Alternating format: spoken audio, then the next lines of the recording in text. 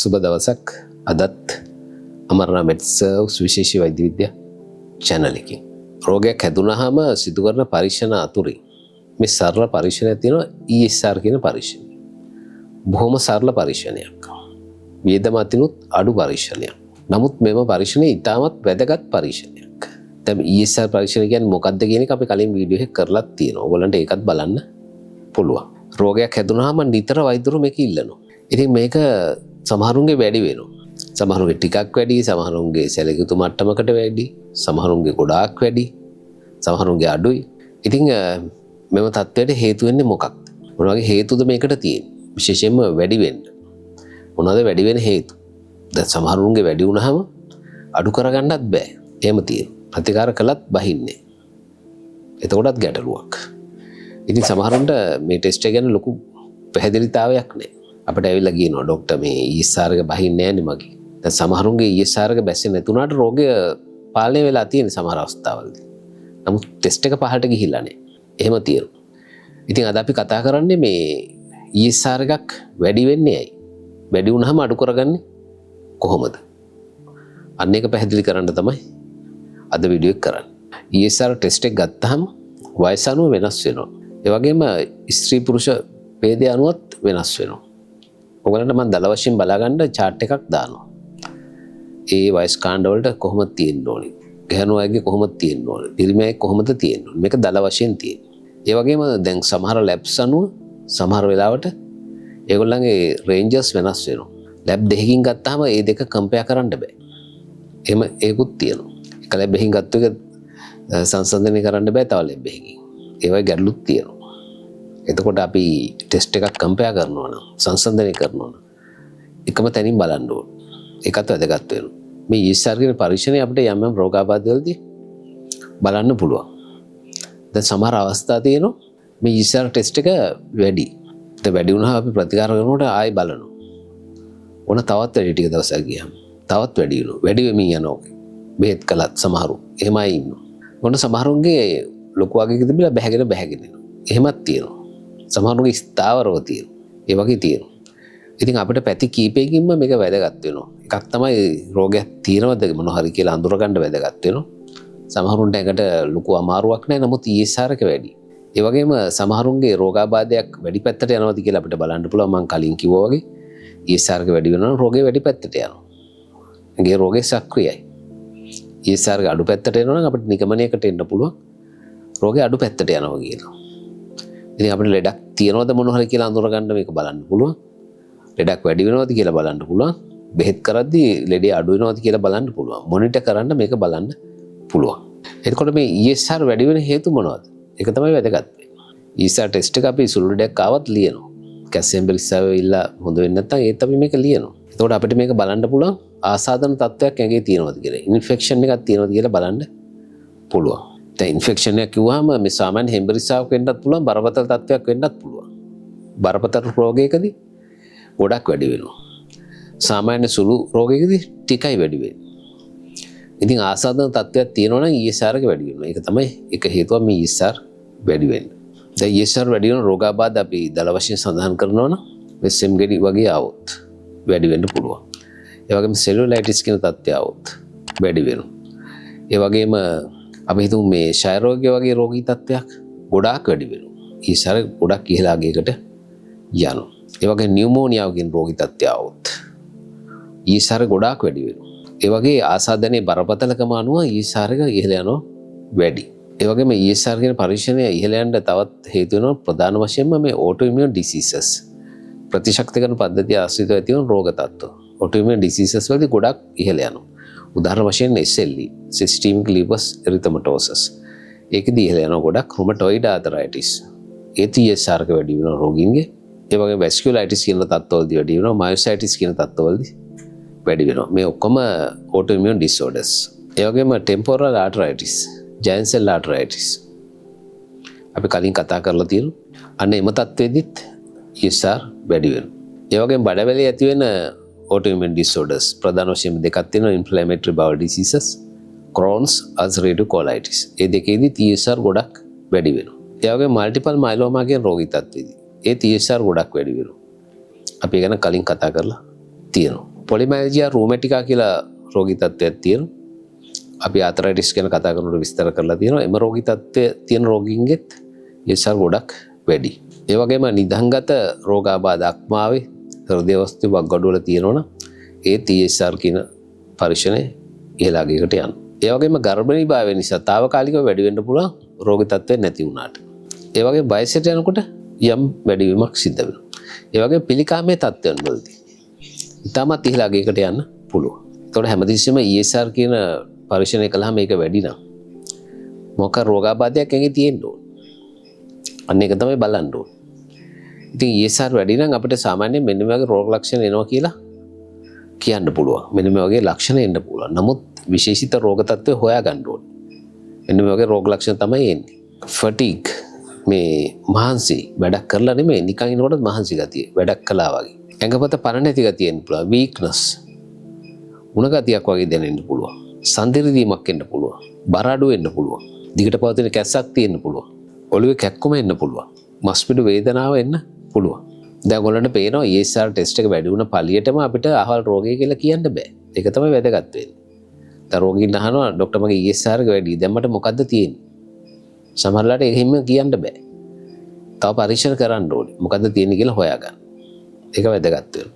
එතකොට රෝගියාට තියෙන රෝග ලක්ෂණ අනුව තමයි අපි පරීක්ෂණ සිදු කරන්නේ. ESR එක වැඩි වුණාම අපි බලනවා හන්දි විදිනවද? සෙම්ම අමාරුවක්ද?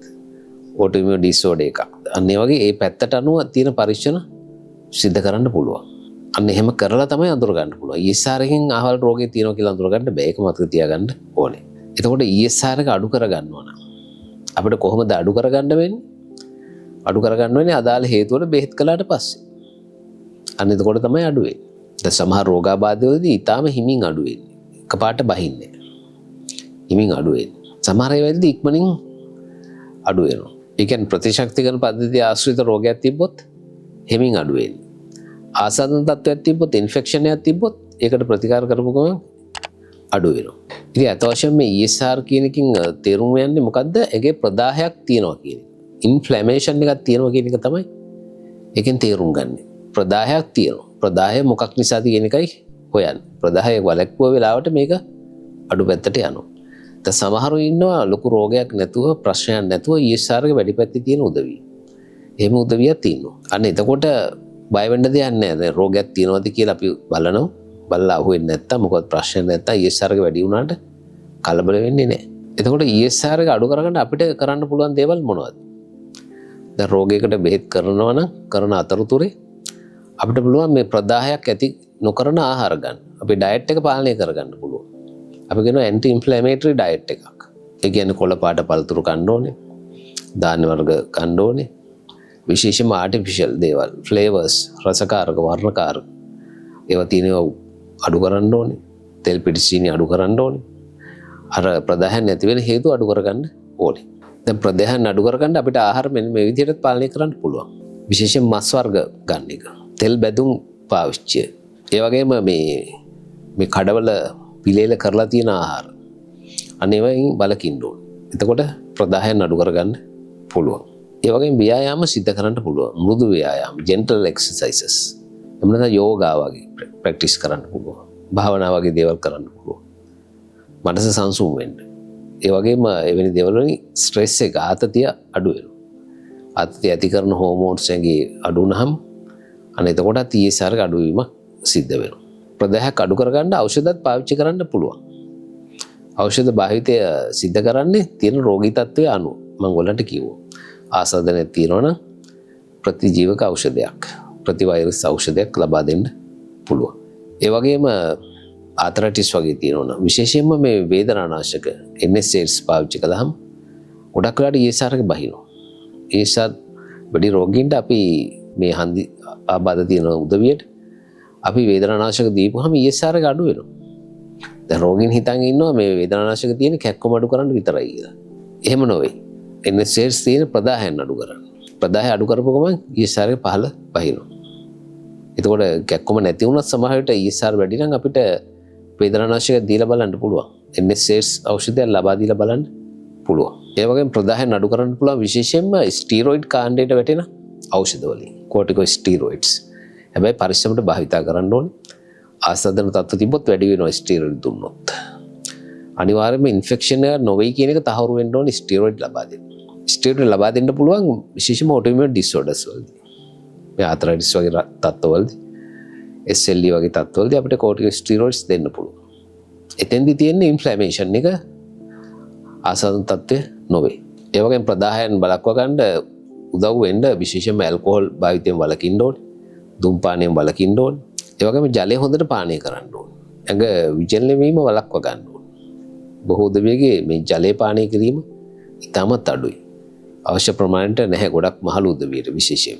ඒ වගේම හොඳ නිින්දක් අත්‍යවශ්‍යයි විශේෂයෙන් පැය 6ක් 7ක් එක දිගට යන නිින්දක් අවශ්‍ය වෙනවා. ඒ වගේම ආයුර්වේද වෛද්‍ය ක්‍රමයේ පැත්තෙනුත් ප්‍රදාහයන් අඩු කරගන්න යම් දේවල් කරන්න පුළුවන්. අපේ තියෙන දේශීය කුළුබඩු වර්ග ගොඩක් වෙලාවට ප්‍රදාහයන් අඩු කරනවා. විශේෂයෙන් සුදු ලෝණු, ඒ වගේම ඉඟුරු, ඒ වගේම කහ, ඒ වගේම අශ්වගන්ධ, බෙහෙත් නෙල්ලි මේ වගේ දේවල් ගන්න පුළුවන් ප්‍රදාහයන් අඩු කරගන්න. ඒ වගේම තවත් සඳහන් කරනවා මේ ප්‍රදාහයන් බලක්වා ගන්න විශේෂයෙන්ම ඔමේගා 3 ෆැටි ඇසිඩ්ස්.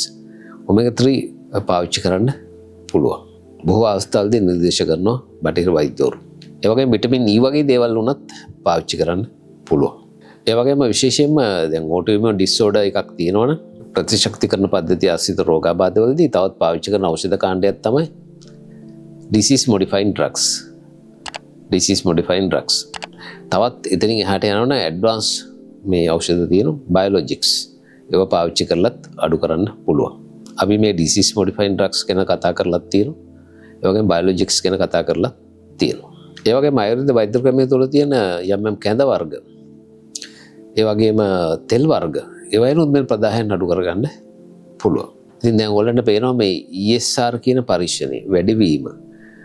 ඒකෙන් අපිට රෝගයක් අඳුර ගන්න බෑ. නමුත් රෝගයක් මොන හරි තියෙන බව තමයි අපිට පේන්නේ. ඒතකොට රෝගේ හොයාගන්න ඕනේ වෙනත් පරීක්ෂණ මගින්.